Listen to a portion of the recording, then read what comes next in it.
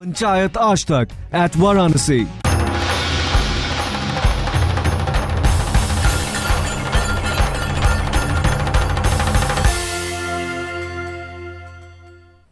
तो इसलिए मेरे लिए कोई बनारस में आना या बनारस में कैंपेन करना कोई नई बात नहीं है। मैं हर जगह हिंदुस्तान के किसी भी क्षेत्र में विधानसभा के इलेक्शन हो या पार्लियामेंट में उनमें कैंपेन करता हूँ। नहीं, यकीनन आप वाशिम से सबसे पहले लड़े थे 80 में ही। जी हाँ। और लगातार कई जगह आपने ठीक जिक्र किया। 2004 में हमें याद है हम लोग बैठे थे, हैदराबाद में बैठे थे और जैसे ही वाईएसआर जीत रहे थे आपने कहा था अब शाइनिंग इंडिया गया। हमें वो भी याद है। और मैं हमेशा मुसलमानों की राजनीति नहीं करता हूँ। शायद आपको ये नहीं मालूम है, पहला और दूसरा इलेक्शन मैंने महाराष्ट्र से लड़ा और दोनों जगह लोकसभा से लड़ा और उस कॉन्स्टिट्यूंसी में सिर्फ 7% वोट थे, 93% हिंदू वोट थे। तो मैं कांग्रेस की राजनीति करता हूं और कांग्रेस की राजनीति में मेरा हमेशा मानना है मेजॉरिटी और माइनॉरिटी माने नहीं रखता है। इंसान की पॉलिसियां, इंसान की नीतियां, पार्टी की नीतियां, वो सबसे बड़ी ज़रूरी है। फिर ऐसा क्या है कि जैसे ही हमने आपके बारे में टटोलना बनारस को लेकर शुरू किया, हमें पता चला कि दरअसल आप बनारस में आकर शहर काजी मौलाना गुलाम यासीन से मुलाकात करते हैं, मुफ्ती बनारस अब्दुल बातिन नोमानी साहब से मुलाकात करते हैं, हाजी मुख्तार साहब जो कि बुनकर वीवर कमेटी के जो अच्छी खासी पहचान है जिनकी बनारस में, उससे मुलाकात करते हैं। ऐसा क्यों है? और शायद आपको ये नहीं किसी में बताया होगा कि मैं हिंदू लीडरों से भी मिला, सिख लीडरों से भी मिला, ईसाई लीडरों से मिला, सिंधी हिंदू लीडरों से मिला। ये किसी ने आपको नहीं बताया, ये इसका मुझे अफसोस। तो बनारस में आपको ऐसा क्यों लगता है कि हम लोग को ये कहना पड़ता है कि हम किसी हिंदू लीडरान से मिले, किसी मुस्लिम कम्युनिटी के नुमाइंदे करने वाले शख्स से मिले? ये कहना क्यों पड़ता है बनारस जैसी जगह में? क्यों ऐसी जरूरत हो गई? बनारस जैसे मैंने ये कहा कि मैं जहाँ मुस्लिम लीडरों से मिला वहाँ मैं हिंदू लीडरों से भी मिला, वहाँ सिख लीडरों से भी मिला, ईसाई लीडरों से भी मिला, हमारे जो अलग अलग समुदाय हैं उनसे भी मिला, पब्लिक मीटिंग भी की, देहात में भी की, शहर में भी की। और जब आप इलेक्शन कैंपेन करते हैं तो इलेक्शन में आपको हर एक समुदाय का, हर एक ग्रुप का, हर एक सेक्शन का, यूथ से भी मिला, मैं बुज़ुर्गों से भी मिला, नौजवानों से भी मिला, महिला कांग्रेस की हमारी जो महिलाएं हैं हमारी पार्टी की, उनसे भी मीटिंगें हुई। तो बहुत चुनाव आपने लड़वाए, बनारस में कुछ अलग देख रहे हैं? बनारस कोई अलग चुनाव नहीं है। जैसे देश के सब चुनाव होते हैं उसमें बनारस का चुनाव है। सिर्फ अंतर इस वक्त है कि जैसे मैंने बताया कि पिछले 35-36 साल में हिंदुस्तान के सब इलेक्शन लड़ाए। फ़र्क इस दफ़ा है कि इस वक्त टेलीविज़न चैनल इलेक्शन लड़ा रहे हैं, पूंजीपति इलेक्शन लड़ा रहे हैं, पार्टियां इलेक्शन नहीं लड़ा रही। ये कौन है जो इलेक्शन में इस तरीके से आगे चेहरा लेकर खड़ा है और पीछे से पूंजीपति खड़े हैं? अब जब सुबह उठते हैं तो एक ही चेहरा दिखता है, दोपहर को खाना खाते वक्त टेलीविज़न ऑन करते हैं एक ही चेहरा दिखता है, शाम को ऑफिस से आओ तो एक ही चेहरा दिखता है, सोते वक्त तक देखो तो एक ही चेहरा दिखता है। ये मेरे इंदिरा गांधी के ज़माने में नहीं देखा, ये राजीव गांधी के ज़माने में नहीं देखा, मैंने अटल जी के ज़माने में ये नहीं देखा, चाहे वो प्रधानमंत्री हूँ या विपक्ष के नेता हूँ। ये पहली दफ़ा देता हूँ कि लड़ाई दो पार्टियों के बीच में नहीं है, टेलीविज़न चैनल्स और कांग्रेस के बीच में। वो चेहरा है किसका? अब वो चेहरा टेलीविज़न चैनल वाले खुद जाने, हम क्या जाने, जिसको वो 24 घंटे दिखाते हैं। हमने तो अपने टेलीविज़न पे देखे बहुत सारे चेहरे। वो चेहरे दो चीज़ें होती हैं, राजनीति हम भी जानते हैं कि हर पार्टी को टाइम देता है। आप एक आदमी को 10-10 सेकंड दिखाओ तो वो 1 मिनट हो जाता है, लेकिन एक ही आदमी को 6 घंटे दिखाओ तो वो एक ही दफ़ा हो गया।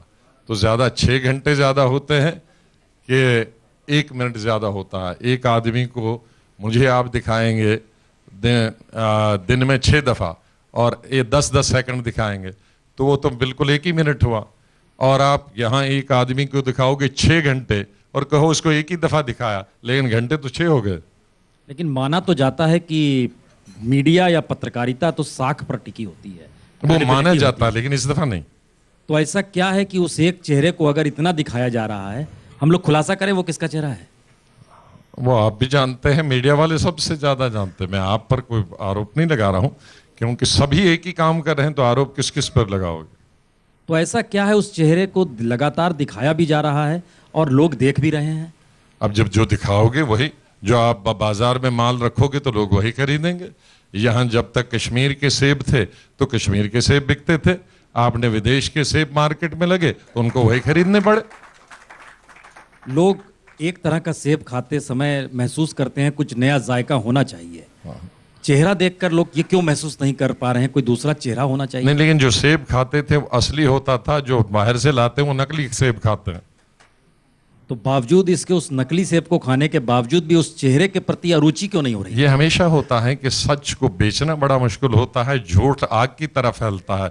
इसीलिए कि अच्छे आदमी को हमारे पीर पैगंबर हिंदू मुसलमान राम से लेकर प्रॉफिट मोहम्मद साहब और गुरु नानक तक कितना समय लगागा उतना अपना अच्छी बातें लोगों को समझाने में। लेकिन जो दूसरा था, क्या कहते हैं, गलत फहमी करने वाला आदमी, वहीं कोई न कोई आदमी होता था तो वो एक चीज करता था, वो 5 मिनट में फैल जाती थी। तो हमेशा जो बुराई है वो जल्दी लोगों को अच्छी लगती है, अच्छाई बड़ी मुश्किल से जज्ब होती है दिमाग में। नहीं, ये सवाल हम इसलिए कर रहे हैं, देखिए पूरी रात हमारे जैसे शख्स ने 2 ही वक्त एंकरिंग की है। एक जब अमिताभ बच्चन रात के अंधेरे में बनारस में पहुंचे थे अभिषेक और ऐश्वर्या की शादी से ठीक पहले, पूरी रात हम एंकरिंग करते चले गए और लोग सुन रहे थे और हमें बाद में पता चला लोग बहुत देख रहे थे। दूसरा, जब पहली बार राहुल गांधी एक दलित के घर गए थे तो भी एक ऐसा वक्त था, वहां डिनर कर रहे, रात में भोजन कर रहे थे, लगातार उस पर कमेंट्री कर रहे थे, हमारे रिपोर्टर लगे हुए थे, हम दिखा रहे थे। ऐसा नहीं है कि वक्त नहीं आया, बहुत सारे चेहरों का वक्त आया। क्या ये वक्त इस चेहरे का है जिसे हम दिखा रहे हैं? ऐसा लगता नहीं, है? वक्त का चेहरा नहीं, वो जो चेहरा दिखाई देता है वो सब आर्टिफिशियल है, वो असली चेहरा नहीं, वो सब नकली चेहरा है। वो दिल में एक और है और दिखाने की और, हाथी के दांत खाने के और है, दिखाने के और है। तो वो गलत गुमराह को किया जा रहा है, लोगों को गुमराह किया जा रहा है। अगर ये नकली चेहरा है, अगर ये मुखौटा है, तो क्या जरूरत पड़ी राहुल गांधी को कि उस शहर में आकर जानकारी दी जाए कि इस चेहरे के प्रति हम भी अरुचि रखते हैं? नहीं, शायद ये भी आपकी गलतफहमी है। राहुल गांधी 2004 के इलेक्शन में भी यहाँ इसी तरह का प्रोग्राम कर चुके हैं और उसके बाद विधानसभा के इलेक्शन में भी रोड शो कर चुके हैं। तो वो पहली दफ़ा नहीं कर रहे हैं, बल्कि दूसरे आदमी पहली दफ़ा कर रहे हैं। राजीव गांधी के लिए तीसरी दफ़ा ये इलेक्शन यहाँ इस तरह का रोड शो करना हो, और स्वाभाविक इलेक्शन ही में करते थे। 2004 के इलेक्शन में किए, पिछले विधानसभा में उन्होंने किए, तो आप फिर पार्लियामेंट आया फिर किए, तो उनके लिए कोई नई बात नहीं है। तो फिर ऐसा क्यों है कि ये चेहरा चला गया एक ऐसी जगह पर अमेठी में, और यहाँ इसने इस तरीके से जो जिक्र किया और लगातार जो पूरे देश में जिक्र माँ बेटे का हो रहा है, वो चेहरा ऐसा क्यों कर रहा है? क्योंकि उसके पास जो पद उसने सोचा है उसके लिए उसके पास कुछ भी नहीं कहने के लिए है। क्योंकि उस पद के और बैठने वाला इंसान हमेशा सोचता है कि मेरी अमेरिका के साथ क्या वार्ता होगी, मेरी या फॉरेन पॉलिसी क्या होगी, मेरी विदेश पॉलिसी क्या होगी, मुझे अपने देश में पूंजी कैसे लानी है, उसके लिए देश में क्या स्थिति होनी चाहिए, उसमें हमेशा उत्पादन हमको कैसा पढ़ना, हमको जीडीपी कैसे बढ़ाना है, हमको देश में आतंकवाद के साथ कैसे मुकाबला करना। हमारे हमसाया एक तरफ से पाकिस्तान है, एक चीन है, चीन भी और कोशिश कर रहा है लद्दाख से घुसने के लिए। हमने लद्दाख और हिंदुस्तान को कैसे बचाना है, चीन के साथ हमारी क्या नीति होती। पाकिस्तान लगातार 22-24 साल से कश्मीर में और यहाँ पूरे मुल्क में आतंकवादी भेजता है, तो उनके साथ हमारे क्या मौका है। तो वो आदमी को पद तो दे दिया, लेकिन पद के बैठ के क्या करना होगा उसको पता ही नहीं है। तो इसलिए कहीं उसने कुछ न कुछ इस तरह की बातें उठानी है कि जिसमें अब 1.5-6 महीने तो पूरे करने हैं, किसी से स्टॉक तो खत्म हो गया है जो पहले 1-2 महीने में बता दिया था, अब स्टॉक नहीं है। तो अब एक ब्लॉक प्रेसिडेंट भी गाली देता है तो उसका भी वही जवाब देते हैं। हम भी हैं राजनीति में, अब 35 साल मुझे भी पार्लियामेंट में हुए, और 32 साल पहले तो मैं इंदिरा गांधी की गवर्नमेंट में मंत्री था, इस बीच में चीफ मिनिस्टर बना। हमको भी कई गालियां एज चीफ मिनिस्टर देते थे, लेकिन हम छोड़ देते थे। हाँ, कोई दूसरा भूतपूर्व कोई चीफ मिनिस्टर दे टाइम, उसका हम जवाब देते थे, हम सबका जवाब नहीं देते। ये मैं पहली दफा देखा कि प्रधानमंत्री लेवल जिसको अपनी पार्टी घोषित किया, वो दूसरी पार्टी के कश्मीर का ब्लॉक प्रेसिडेंट, उसका भी कोई जवाब दे दें, तमिलनाडु का कोई दे दें, उसका भी खुद ही जवाब दें। अपनी पार्टी के लिए मौका ही नहीं देते कि उस लेवल का आदमी कोई जवाब दे दे। तो क्योंकि स्टॉक नहीं है, क्योंकि प्राइम मिनिस्टर कैंडिडेट के पास इंटरनेशनल लेवल की सोच भी होनी चाहिए, और उसको ये तमाम चीज़ें टोका टोकी, किसने गाली दी, किसने धर्म की बात की, किसने मजहब की बात की, किस लड़की ने क्या कहा, किस भाई ने क्या कहा, उनके लिए उसकी सोचने के लिए टाइम कहाँ है। तो स्थिति तो आप ही के दौर में बनी है। कश्मीर ने दखल अंदाजी इसी दौर में शुरू की, पाकिस्तान सीमा पर इसी दौर में आया, जवानों के सर इसी दौर में कटे। अमेरिका की जो पॉलिसी थी, जो भी न्यूक्लियर डील थे, उसके बाद भी हिंदुस्तान की प्रोग्रेस क्या है ये हम आप दोनों जानते हैं। सुनिए, अगर ये थी तो उस पर उन्होंने टाइम लगाना था ना, उस पर उन्होंने कभी बोला? उसके लिए तो उनको पास समय ही नहीं है। यही अगर हमारी विदेश नीति है तो ये कह देना मेरी विदेश नीति है। अमेरिका के साथ अगर नीति हमारी खराब है तो ये खराब है, ये ऐसी करेंगे। पाकिस्तान के साथ हमारी नीति खराब है तो ये करेंगे। चाइना के साथ हमारी नीति खराब है तो ये करेंगे।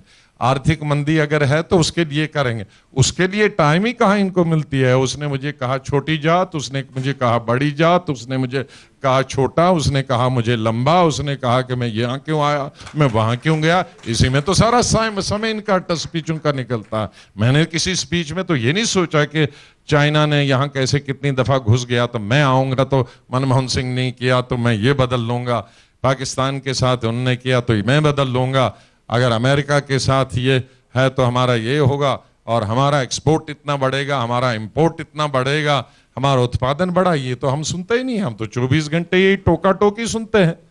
नहीं, जो बात आप कह रहे हैं ये तो हम खूब सुनते रहे मनमोहन सिंह के जरिए। जब जब मनमोहन सिंह के जरिए नहीं, अब मनमोहन सिंह इस वक्त इशू ही नहीं है। इसलिए ये मुद्दा है, मनमोहन सिंह ने, शख्स सुनिए, मनमोहन सिंह ने अच्छा किया या बुरा किया, वो इस वक्त इशू नहीं, वो इस वक्त प्राइम मिनिस्टर कैंडिडेट नहीं है। अगर इस वक्त कैंडिडेट है प्राइम मिनिस्टर कैंडिडेट का मनमोहन सिंह को इशू नहीं है। अगर चाइना पे बात करना, जीडीपी को लेकर बात करना, देश के प्रोडक्शन को लेकर बात करना, एग्रीकल्चर को लेकर बात करने पर अगर रिटायर हो जाने की स्थिति आ जाती है तो कौन बात करेगा? अरे जिसको जो प्रधानमंत्री बनना चाहता है वो बात करेगा, वो बात करेगा। हाँ, तो वो बात क्यों नहीं करता तो है? अगर वो बात नहीं करता है तो बावजूद इसके आपको भरोसा है कि वो प्रधानमंत्री नहीं बन सकता है? इसीलिए तो हम करते हैं कि उसके योग्य नहीं है। अगर वो प्रधानमंत्री उसके बावजूद जनादेश आ जाए तो आप क्या करेंगे? इसीलिए तो मीडिया वाले 24 घंटे देखते हैं, हमारे दिमाग में वही घुसते हैं। एक ही आदमी 24 घंटे, सोचो भी वही, खाओ भी वही, देखो भी वही, उसके आदमी है सोचने, तो जबरदस्ती घुसाया जाता है दिमाग में। मीडिया जनादेश तय करता है? मीडिया बिल्कुल प्रभावित करता है। आपको ऐसा लगता है प्रभावित करता है? प्रभावित। तो आपको याद है जिस समय सेपरेटिस्टों को लेकर बात हो रही थी कश्मीर में, मीडिया कितना दिखला रहा था? बावजूद इसके कौन चुनाव जीता और आप कैसे मुख्यमंत्री बने? सुनिए, नहीं, मुख्यमंत्री से उसमें कोई मीडिया का कोई रोल नहीं था। कांग्रेस जो स्थिति थी सेपरेटिस्टों को लेकर, मीडिया जो दिखाता था, मीडिया का कोई रोल उसमें नहीं था हमारे चीफ मिनिस्टर बनने में, और न बनाने में, और न हमको हटाने में। यही तो हम कह रहे हैं, मीडिया का रोल नहीं था। हाँ, नो, हम तो यही कह रहे हैं। बल्कि अलबत्ता सुनिए, बनाने कोई रोल नहीं था, अलबत्ता हटाने में टोटल मीडिया का नोट था।